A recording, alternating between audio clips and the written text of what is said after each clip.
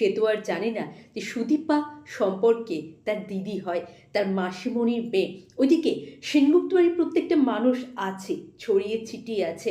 সোনা আছে, সোনার ছেলে হচ্ছে স্বর্ণ, সোনার আরিয়ানের ছেলে, যারা ওই ভূমিকম্প থেকে কোনো রকমভাবে নিজেদের প্রাণটাকে বাঁচিয়ে আজকে ভালোভাবে সেটেল হয়েছে।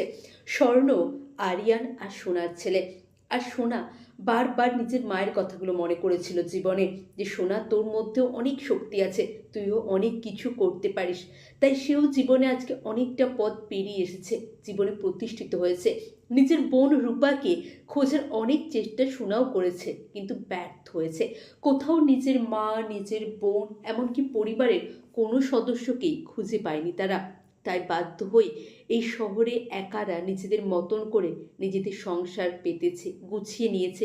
তাদের ছেলে আজ অনেক বড় হয়েছে, সেও মেডিকেল কলেজেই থাকে। ওইদিকে সোনা যখন প্রথম সুদীপাকে দেখলো, সে ভাবলো তার মা আবার ফিরে এসেছে, কিন্তু কিছুক্ষণ পরেই সে বুঝতে পারলো এটা তার মা নয়, এ হচ্ছে সুদীপা, রূপার মেয়ে সুদীপা। ওইদিকে সুদীপাকে জিজ্ঞাসা করে, সোনা তোর মা কেমন আছে, রূপা কেমন আছে? সুদীপা অবাক হয়ে যায়, এই রূপা যে আমার কাছে আছে, ওই মহিলা যে আমার কাছে আছে, সেটা ইনি জানলেন কি করে? ওইদিকে আদিত্য সুদীপার প্রেম কিন্তু একটু একটু করে জমে উঠেছে ওদের মনে। সমস্ত অন্ধকার মুছে দিয়ে একটু একটু করে ভালোবাসা কিন্তু যোগান দিচ্ছে, দুজন দুজনের প্রতি ভালো লাগা তৈরি হচ্ছে।